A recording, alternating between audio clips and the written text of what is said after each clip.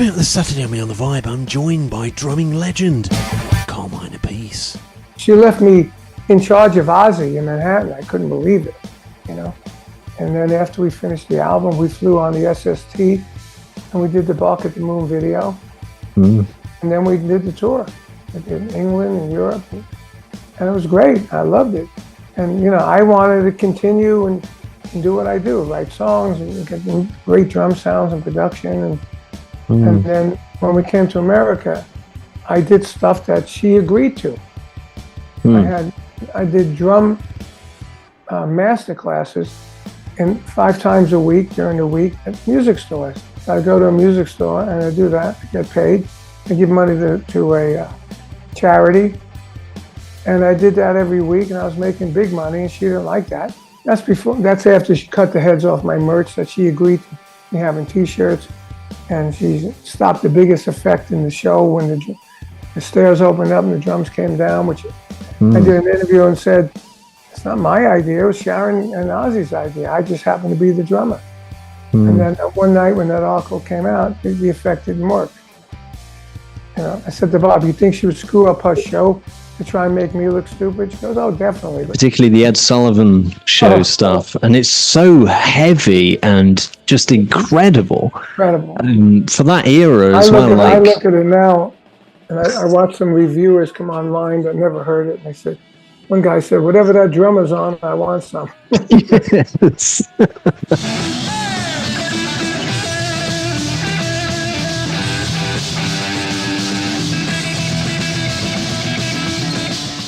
And then after a while, you know, it's the same old thing with guitar players, with Tim Bogert. He's like a lead bass player, and they don't like the fact that there's no groove foundation all the time.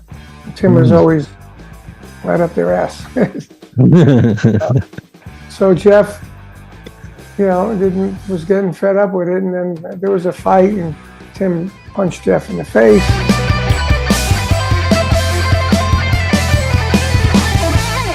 Oh, that's a dark room you're in.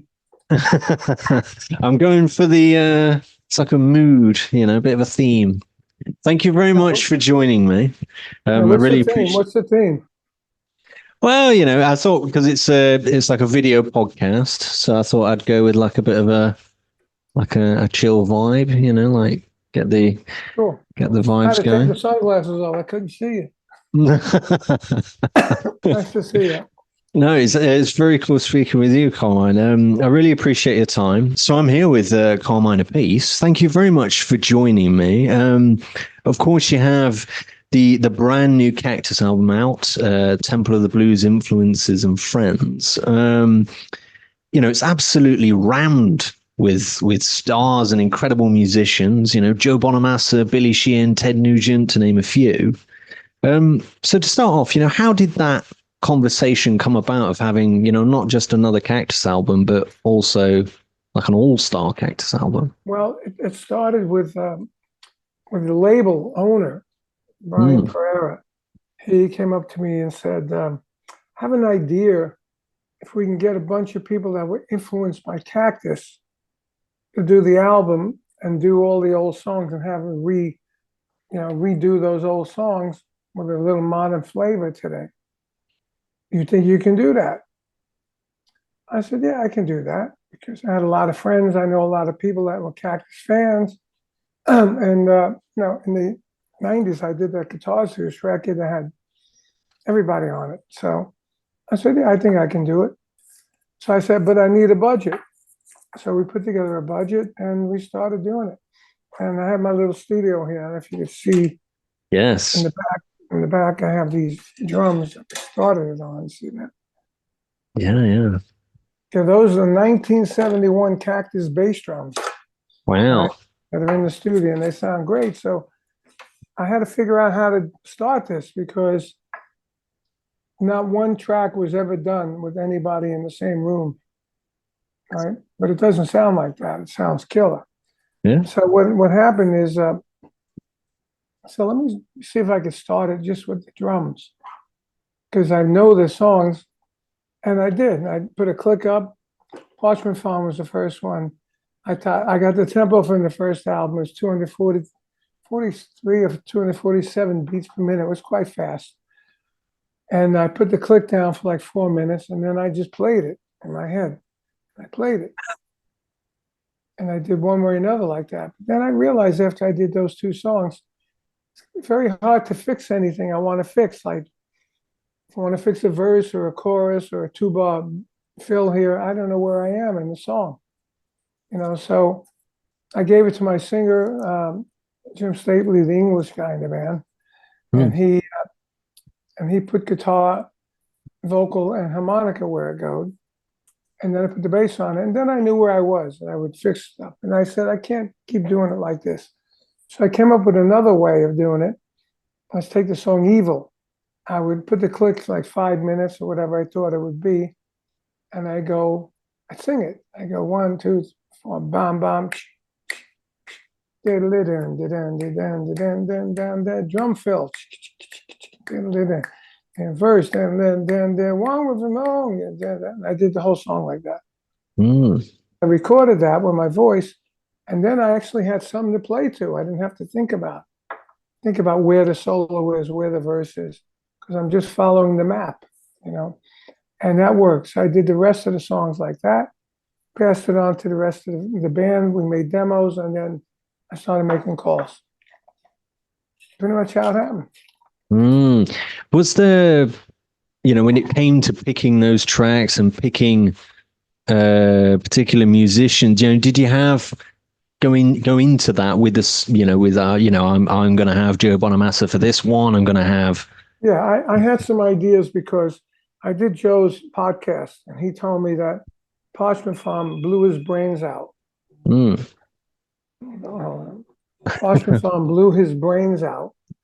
And I said, well, I'm doing this new project like this, and would you play on it? He said, yeah. And I knew Billy Sheehan would play on it because he told me when Tim Bogert passed, he said, anything you need to celebrate Tim or Cactus or any of the groups, I'm there. So I knew he'd play on it. So now I had Bonamassa and Billy, even though they never heard it. And then I said to McCarty, the original guitarist, you should play on this track. You can do the verses and the fills, and then Bonamassa will do the solo. I said, that'd be great. And then we got Jim Stapley to sing and play harmonica. So that was the team for that song. Evil, I knew who I wanted. McCarty wanted to play Evil. Doug Pinnick from King's X, big Cactus fans. I said, can you play bass on Evil? He goes, yeah. And then I knew I wanted Dee Snider because I heard him sing it before. When I told McCarty that Dee Snider was going to sing it, he goes, oh, that guy from Twisted Sister? I said, yeah. He goes, oh, man. I said, don't worry. It's going to be great. And when I got him on it, I played it for McCarty. He says, who's that? I said, the guy from Twisted Sister. And he goes, wow, he sounds great. I said, told you. So it went like that. When I called Nugent, I knew he wanted. He was a fan. I said, what do you want to play on? He said, one way or another. I said, okay, I'm going to get Doug Pinnick to sing it and play bass. He said, fantastic. So that's how it went, little by little. It took a year to do it. But one thing I did do on the song Let Me Swim, the intro of Let Me Swim was a thing that Van Halen used on their first album. He called it Eruption. We just had it as an intro to our song. Because it went like a chord, and then the guitar, and then it went bam, bam, chord, guitar, and then we went into the song. He extended it and just made it a song. There's not really a song. It's just him jamming with himself, playing. So I said, I'm going to make it longer so everybody that I talk about like this can see the comparison of the two things. So I made it longer. And I said, I need a great guitar player to do that. So I got Doug Aldrich. I knew Doug can play that kind of stuff. I told him what I was trying to do. He goes, no problem. He did it, and he did an amazing job. And now when I talk about this on interviews, I say, go listen to Eruption and compare it, and you'll see where it came from. A lot of cool stuff like that. Half a Teacher came from Parchment Farm. It was like a model for Parchment Farm, along with a Billy Cobham song. But Parchment Farm came out first. Speaking of these influences and stuff, I want to kind of go back to the beginning, go back to where it all started. So for you at the beginning, what was that thing right at the start that made you go, you know what, I'm going to be a musician, and in particular, I'm going to be a drummer? Going way back. Yeah, let's go back to the right at the beginning, before the start. The beginning was my cousin had a drum set. Italian family, we go visit each other. When I went to his house, I always got on the drum, started banging. When I got home, it's pots and pans and it's toy drum sets. And then finally, my parents realized that I like it, so they bought me a really cheap drum set, $55, a bass drum, snare drum, and a cymbal. And I loved it. I played, and people say to me, like, what was your first album? They expect me to say, like, the Beatles. And I was way before the Beatles. My first album was Gene Krupa and Buddy Rich. And when I got it, I listened to it, and I copied it. And I tried to do everything that they did, even though I couldn't, but I got the idea. But then I started playing. I started playing a couple of gigs. My first gig paid $7.50. I still have the books in the closet here that I used to keep track of my gigs. Wow. A month. This weekend I made $10 and $15, and I made $70 that month. It's crazy. I was always organized like that. I'm still doing that today with budgets, but and then gradually I saved up enough money where I gave some to my parents and they put the rest in, and I got a real drum set. And it was a drum set I used on You Keep Me Hanging On, actually. And I played I did all kinds of gigs. I did bar mitzvahs, I did weddings, I did rock dances, I played a lot of Latin stuff, I played all kinds of stuff. And with that, I made enough money to save up $1,200 to put down on a brand new 1964 Chevy Super Sport 327, 4-speed.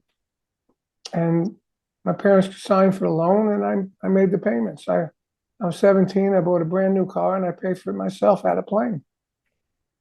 So it just went from there. Yeah. You touched on it there. That cover of "Keep Me Hanging On." Obviously your first band there, Vanilla Fudge. What was that process like? Turning that song into a Vanilla Fudge song. Because I remember seeing I went back and had a look at the.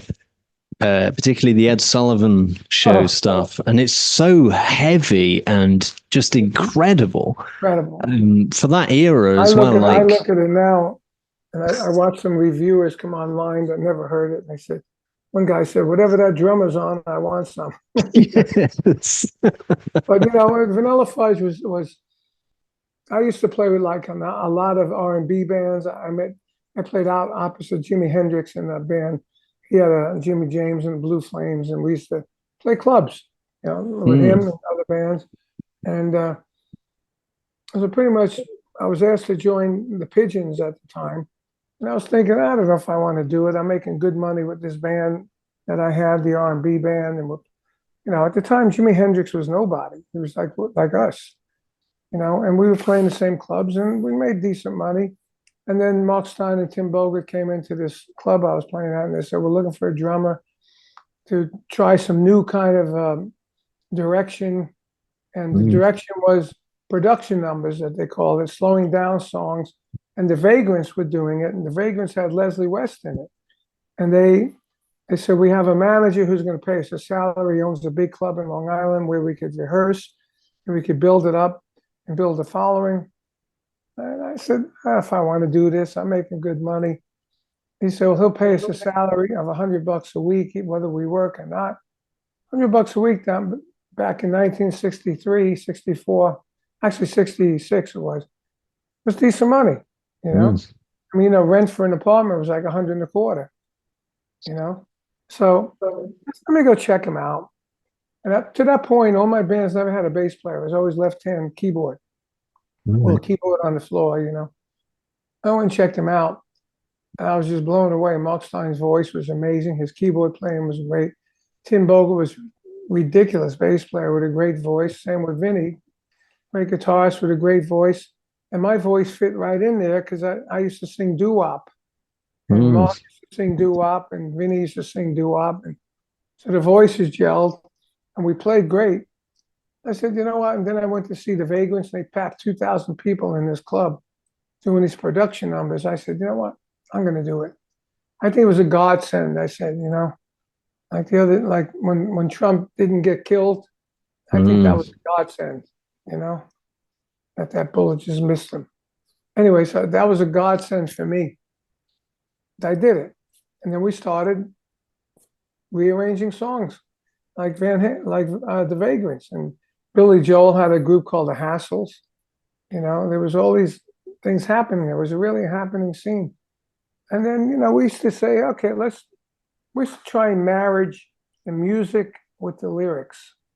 If you look at You Keep Me Hanging On, Set Me Free, why not? It's almost a happy song. But lyrically, it's not happy. So we took those lyrics and put the emotion into it. Like Eleanor Rigby, we put that into like a eerie cemetery kind of vibe. People Get Ready was a gospel song. You know, so we used to marry the music, but we always knew we had something whenever we played live. And you know, it was Tim and Mark came up with the idea to slow it down, and then we all put our heads together and we came up with that crazy arrangement.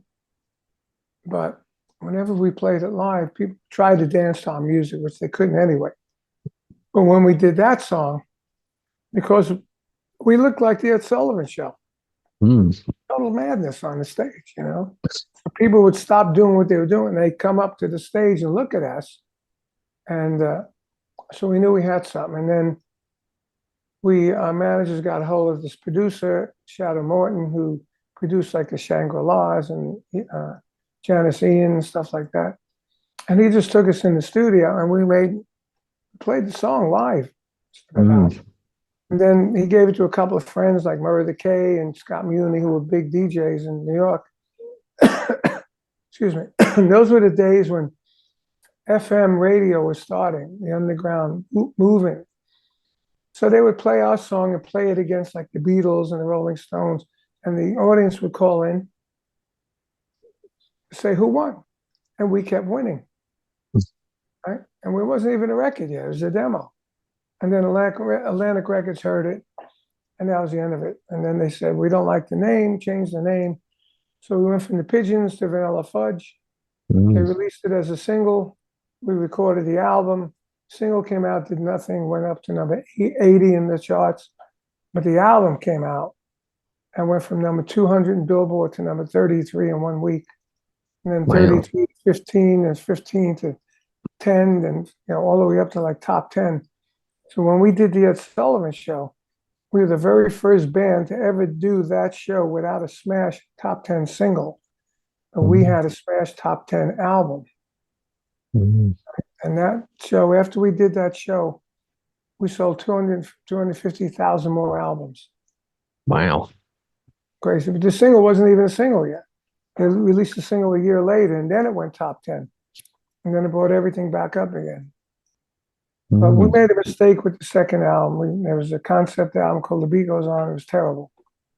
You know, it was supposed to be how music through everything, through wars and everything, still lived on. But that would have been like the 10th album, not the second album. There's no music on it. There's only one song on it, Moonlight Sonata. The other stuff was like, you know, like Sieg Heil, Black Power, different stereo, you know. And then us playing like down, down, down, down, down. The beat goes on, like Shannon and Cher. Crazy, stupid. That was Shadow and Ahmet Ertegun, who owned Atlantic Records. It was their idea. Right. But all the bands that we were big as, like Cream and Hendrix and everybody else, they all did the same thing in the second album, and they got bigger. We did the second album, and we got smaller. You know, so, oh, man. Too bad. Something that really stuck out when I was looking through that kind of Vanilla Fudge era, you know, obviously a little band at the time opened for you, you know, obviously by the name of Led Zeppelin, just a small band. Mhm. Did you, how, first off, how did that happen? And then, did you feel that there was something particularly special about this Oh, band? yeah, definitely. How it happened was their manager knew my manager, and we had the same lawyer. Jimmy Page Mm, had the same lawyer with the Yardbirds. So they gave us the album. They said, we'd like this band, Jimmy's band, who we knew, to open up for you guys. So we heard it and we said, wow, man, this is a killer album. So we said, yeah, it's okay. So our agent on his first gig, he said, we want them to open up at Barry Fay in Denver. It was Vanilla Fudge and Spirit sold out, like 8,000 people sold out. We didn't need them, but the agent kept pursuing. He said, I tell you what, you pay half and Vanilla Fudge will pay half. So it was $1,500 for that first gig. We paid $750 to them to open up for us. We never got it back. Only kidding. But anyway, nobody knew them. They knew Jimmy Page. And they got kind of booed off the stage, and we bring on the Fudge. wow. But then I had this really amazing drum set, one of a kind, big monster drum set that Ludwig made for me. And I became really good friends with Bonzo. He told me how, I was one of his mentors, and he showed me. I said, man, I love what you did on the Good Times, Bad Times. He says, I got it from you. I said, I don't do that. And he showed me someplace on an album, Mellow Fudge, that I did something like that, and he took it and did his own way.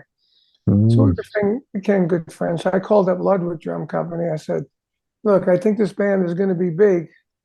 Now that's the understatement of 6 decades. You know? And he got a drum set just like mine, right? Double bass drum even. mm, And we did the next tour with the two bass drums like that. And then at the end of that tour, Rob and Jimmy said, you're too busy. Take away the one bass drum. And that became the Led Zeppelin drum set mm, with my configurations without the bass drum. But we were friends through the whole time when he was alive. And the band. mm. We used to go see him all the time. Backstage, on the side of the stage, just amazing. My manager did a lot of shows with them. He was a promoter. It was a pretty close relationship. Mm. I mean, you mentioned that double bass drum. What was your kind of thoughts behind going for that? Well, it's Ginger Baker and Keith Moon used it, but he never really used it. I always Mm. wanted it because Louis Belson was one of my idols with double bass drum. And but back in before Fudge, I couldn't afford the boom stand that you would need to get it so I could sing. So I never Mm. did. So when I made it with the Fudge, and Ludwig was going to give me anything I wanted. I got these big drums on the Ed Sullivan Show. I had a big 26-inch bass drum. The louder, the better, because the amplifiers were getting louder. So I figured, well, if that worked, let me get everything big. So I got everything big. And I got double bass drum. Ginger Baker had double bass drum. Louis Belson had double bass drum. Keith Moon had it. The only one that didn't have it was Mitch Mitchell. So I said, let me get it. It's going to look cool. It'll be big. It'll probably sound good. And then once I got it, I found all the cool stuff I can do with it. And I did it. And so my bass drums and my thing was more powerful. And Ginger Baker played, he was like a jazz guy. He played light. Keith Moon was crazy, but he played light. I was like attacking the drums like I did on the Ed Sullivan. I didn't like just play drums. I attacked them. You know, I still do to a point at my age. We're not like that. um, of course, yourself and Bogert would go on to form Cactus. Yeah. What was kind of that process and that thought about, like is this kind of was that the natural next thing to do for you guys? Did you feel Well, go and do it was. I something? mean, it was the organ trip was going away, and more guitar stuff was coming in. Jeff Beck and Mm, that kind of thing. And we played a gig with 10 years after Jeff Beck and Vanilla Fudge. We headlined. It was a big gig in Long Island. And at that point, Led Zeppelin went on and jammed with Jeff Beck. And we had to follow that. It was, and that was like the turning point for us to say, maybe this organ band is not happening anymore, And then that day, I'm sorry, a Coca-Cola commercial where a guitar player could made and Jeff Beck filled in before he was a name. And me and Tim, it was either BBA with Mark Stein or Vanilla Fudge with Jeff Beck, you know. And it was great. But me and Tim sang it, and we said, "Wow, playing with Jeff, man, amazing! What a difference!" So we had that in our head. And then John Bonham gave me Jeff Beck's number. He said he wants to play with you and Tim. That was it. So we were still on the road with Vanilla Fudge when I saw a name on the drive-in theater, Cactus, in big green letters. I said, "Wow, cool name for a band." So when we were going to do this band with Jeff Beck, we were going to do it with Jeff Beck, me, Tim, and Rod Stewart. They were all coming out of their band. Then Rod didn't want to work with Jeff, and then Jeff got in a car wreck. He couldn't do anything for 18 months, and we had just broken up Vanilla Fudge. We had tours we blew out. So we said, "What do you want to do?" He said, "Well, let's just get some other guys." So I try and do like a super group, like Blind Faith was a super group, Crosby, Stills and Nash, that kind of vibe. So we got Jim McCarty. He recommended Rusty Day from the Amboy Dukes. And it was like a super group, and not as big as it would have been with Jeff and Rod.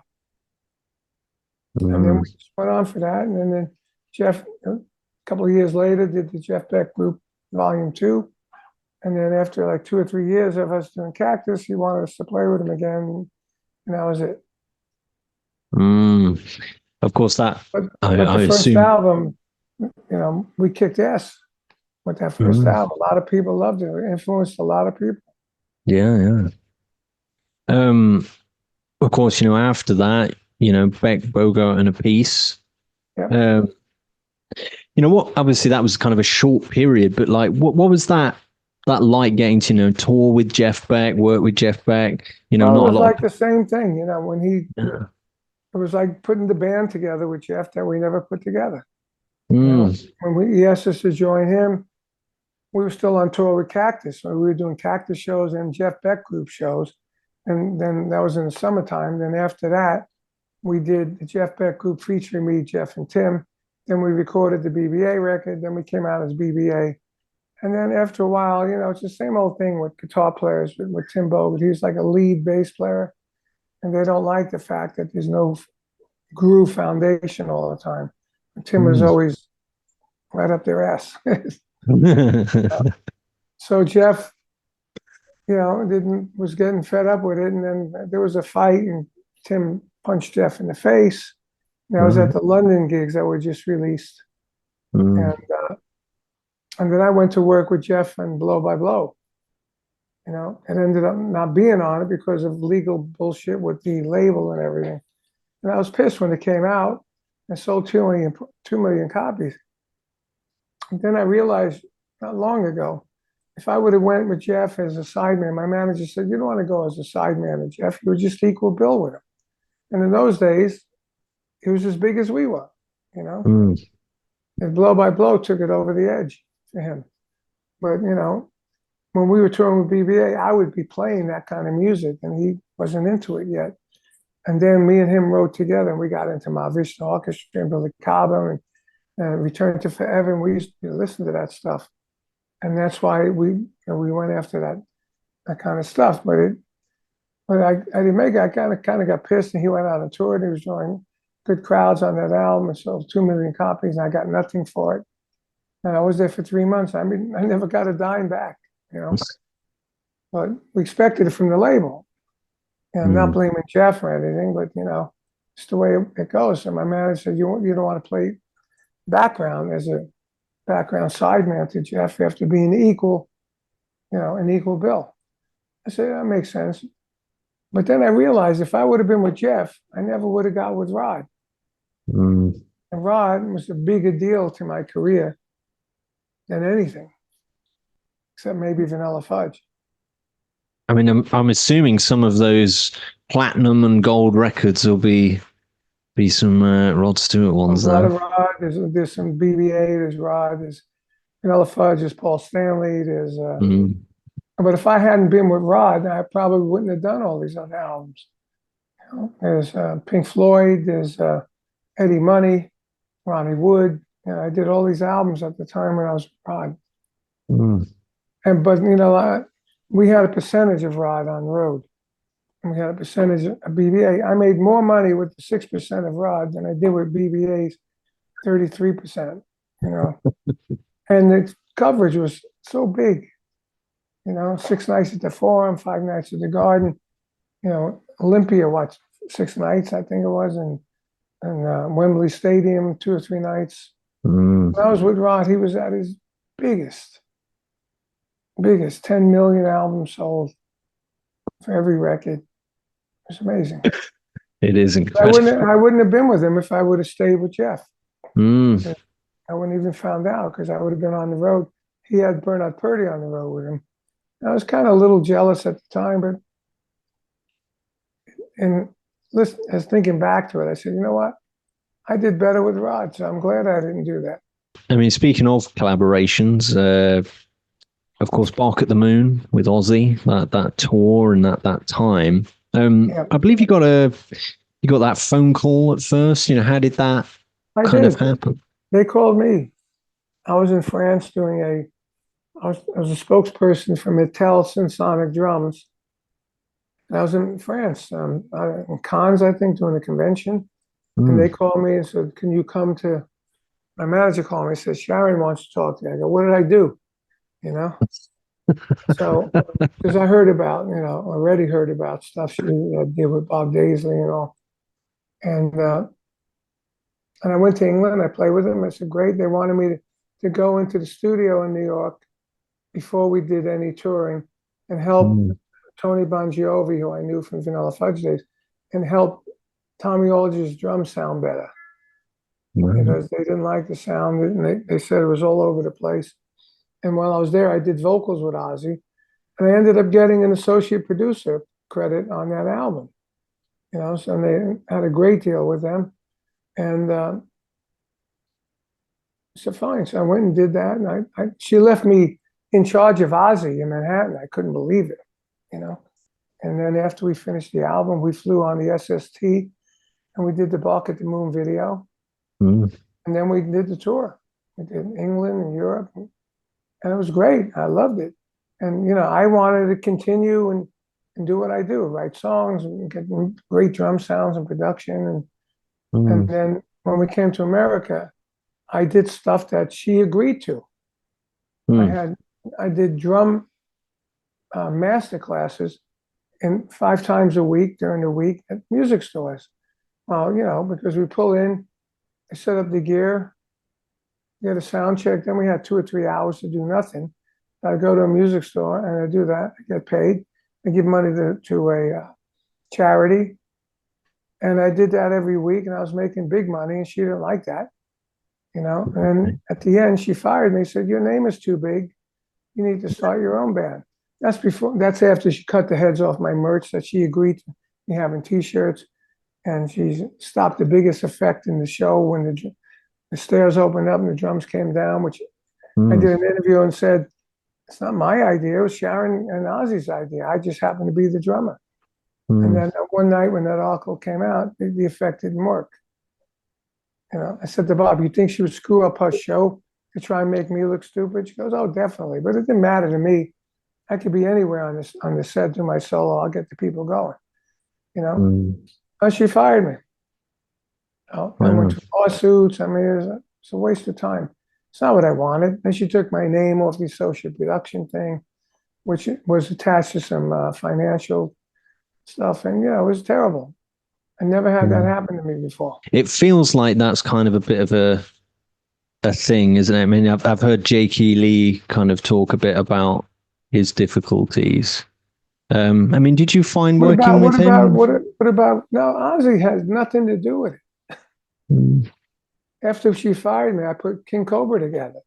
Yeah. I got some big money. I bought a truck. I bought a mobile home, a motorhome. I bought a van, and we were at the studio rehearsal place. I was in there. Good friends of mine owned it, so we were in there, and we were painting we had a white truck. I wanted a white motorhome, and I wanted a white van. So one of my roadies was a painter. So we went in there. We said, well, we'll fix it up and we'll paint everything white, and then we'll go on the road to look cool.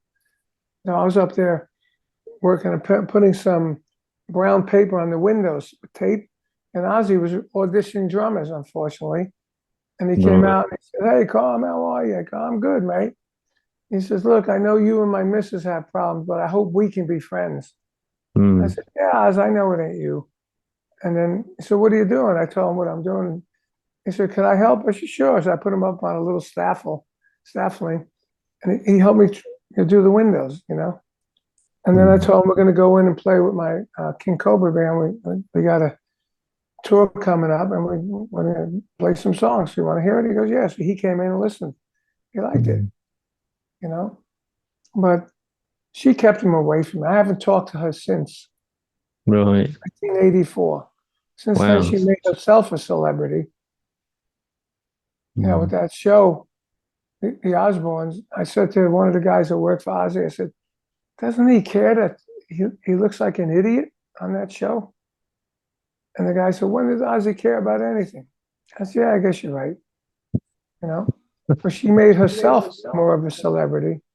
That's life. Ozzy's sick. He's got Parkinson's. He can't. Yeah. Can't play. It's sad, man. And I loved Ozzy. I met Ozzy in 1970.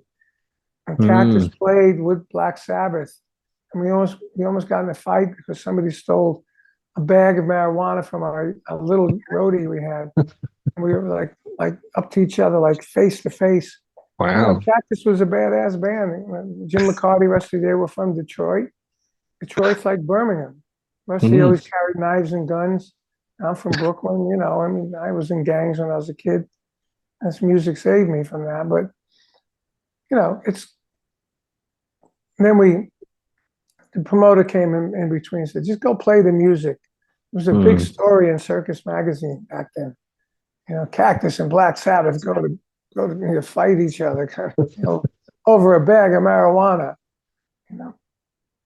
But I know Ozzy since then. When we played with him, we talked about that. We laughed. Yeah. I just got a text from Ted Nugent. Always nice. Yeah, he's a good buddy. Well, he sent me, this thing with Trump. That was unbelievable, man. That he missed the bullet. Scary. Scary. And Ted sent me a picture of Jesus with his hands on Trump, right? Which I think it was a godsend, So I put it on my Facebook. I never usually put any religious or politics on my Facebook, but I felt it needed to be done because that was so bad, So I put it on there. And I got a good amount of comments. It's some assholes, idiots, telling me I'm an idiot for believing in God. I'm an idiot. Right. Yeah, I just erased them. So I told Ted about it. He goes, I don't even know what he said. I couldn't see it, but I sent him a thing. He always answers. He's a good guy. I know him for a long, long time. And I played with him. We had a great time, I had a blessed career by God, blessed career, I mean, I never had the drugs. I never had problems with that. I have a beautiful house in Florida. I got the studio here. I can record the Cactus album, King Cobra album, 2 instrumental albums, Vanilla Fudge projects. I did all kinds of stuff in my studio. And, I have a great wife, 21 years. My kids are successful. I got a lake on one side. I got a canal on the other side. I walk outside, there's a lake across the street. I love it. Tropical. I'm blessed. I had a good career, and I tried to, I always try to treat people fairly. I don't try and screw people. I mean, you clearly still love playing live, enjoying, going back and playing some of those older songs. It's funny. So I live in Florida. People say, "You live in Florida? Wow, do you play golf?" I said, "No, I play drums." I don't like golf. It's boring. I'm the same. I just don't have the patience for golf. I can't do it. Nico McBrain's a good friend of mine down here. He loves it. He loves it all the time. Him and Tico Torres, I go out with them sometimes. I drive the cart around. That's about it. Take a friend of mine. We drive the cart around, hang out with those guys. Then you go to a luncheon or whatever. That part's fun. but the actual playing, I shot some shots few months ago. The next day I was in such pain of different muscles I never used. Dude, this ain't worth it to me. To play drums pain-free, but golf. Well, I mean, I still get some pains after playing drums, the next day, but I'm not a young man, that's what happens. But I want to play till I can't play no more. Like Buddy Rich, my idol. A question I always like to finish on that I ask every guest that comes on. If you could work with one musician from the past and one from the present, who would they be, do you think? Obviously, you've worked with quite a few amazing people, but I would like to play with musicians. I like to play in the Police. In the Police? Yeah, I love the Police. Interesting. I could play a lot of that stuff. I know Stewart. I went to his house one time. He's an awesome guy. And for the future, I don't know who Future is, but I did see Papa Roach, and I did think they were cool.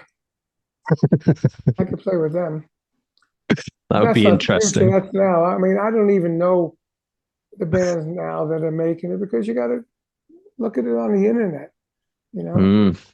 Used to be I drive in the car and hear new bands on the radio, but I don't have time to sit and look around for new bands. I put in Google new bands. Most of the bands are like the bass drum. Yes. I like to hear some melody. I like to hear melodic drumming.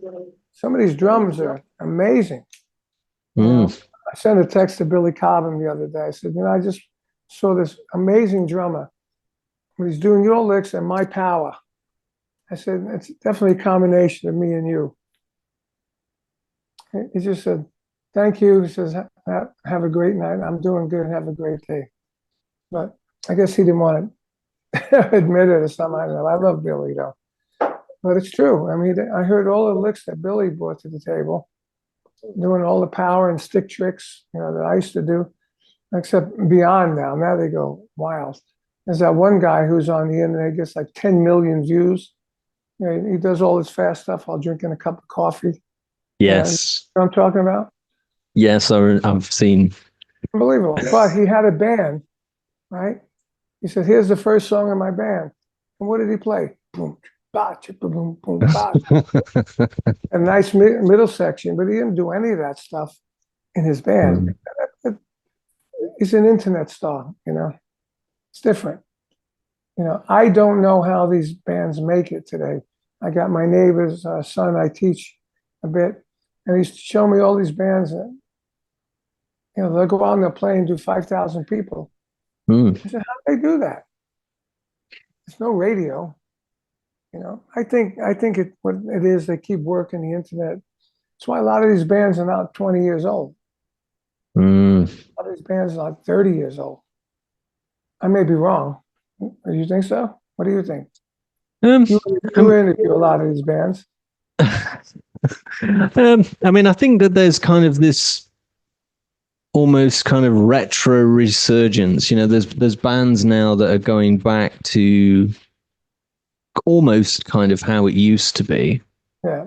I don't know whether that's a response to the how it kind of went for a while, with everything going on. But even so, to make it, there's no radio. It's tough. I mean, there's obviously. I noticed when I made it, I was 20 years old. Yeah. Led Zeppelin, and John Bonham was 19, Robert Plant 19. But a band that's making it today, because there's no radio or nothing, they have to keep pushing on the internet, keep pushing, and it takes years. Yeah. So I don't see any brand new bands that are 20 years old drawing 5,000 people. No, it's true. I mean, there was that debate a while ago with at like big headline festivals, it's still bands that were kind of around in like the late 80s, 90s. There's not that kind of next crop, is there, that's headlining. Right. And it is it's wild because, it takes time. And it's all about views. Yes. About views. It's all about when you sign a band now. How many have on your Facebook? How many views on your song? I mean, Mm. crazy. I mean, it's like I need you, record company, give me my views. Mm. But it's crazy. I'm glad I happened when I happened. The music was great, and it was great for many, many years. Mm. Even all through the '80s, there was some great bands through the '80s. There were some crap bands through the '80s too. When it started turning everything, they signed anything. Bands like the first Ozzy band was Blizzard of Oz. That was the name of the band. It wasn't the name of Ozzy. It was Blizzard of Oz. 4 guys. Mm. Great band. Randy Rhoads, Bob Daisley, Lee Kerslake, and Ozzy. That was 4 guys. You have the Dio band with my brother. Great band. Mm. Black Sabbath band with Ronnie and my brother. Some great stuff. Scorpions, AC/DC, those kind of bands. Mm. And then it got into I don't want to name names, but all the glam bands, let's put it that way, Yeah. Yeah. Yeah. that were horrible. Couldn't even play. Well, I think that's why you had grunge, wasn't it? It's like that response almost to like things I went too loved it. far. It put us out of business. Like my Blue Murder record got crunched by grunge, but I mean, Blue Murder wasn't a glam band. We were playing, we were kicking out of a great band. But I liked the grunge. My Guitar Zeus record was Blue Murder meets Soundgarden meets the Beatles. That's how we approached it. But I liked it. I mean, I thought it was raw and kick ass and good. I think it was just great to go back to, it's back to the basics, isn't it? It's back to, it's not so polished. It's not, it's raw, isn't it? It was raw. It was great. And it was radio then. And that there's no radio now. I noticed when I played with English guys like you just did, you said it was raw, isn't it? You asked me a question after you made the statement. So when I used to play with Rod, he used to do, well, it's great, isn't it? I go, I don't know, is it? I go back in circles, Very interesting. Well, thank you very much for joining me. Of course, for those out there that want to grab a copy of the new Cactus album, Temple of the Blues, Influences and Friends, you can via the link in the description below. And Amazon's the best place. That's to say, Amazon, when you buy from Amazon, it goes on their chart. Right. Still, we've been up and down their chart, and we broke in the Billboard chart at number 3, but I don't know where it is now. But the Amazon chart is number 4, number 3, number 10, number 4, it keeps going up and down. So I tell everybody to buy, like, in America, I say, like Trump says, drill, baby, drill. I say, buy, baby, buy. Don't Spotify. Because you come to our gig, I can't sign a Spotify, can I? No, it's very true. Yeah, so, right? That's funny. Okay, I mean, the good thing about this album that went high in the charts is now I can do another Cactus Blues album. So we're going to do that. Maybe Cactus plays the blues. We'll do up all the old artists, like not the normal songs, maybe some different songs, of old Howlin' Wolf and Muddy Waters and that kind of stuff. Yeah, proper classic.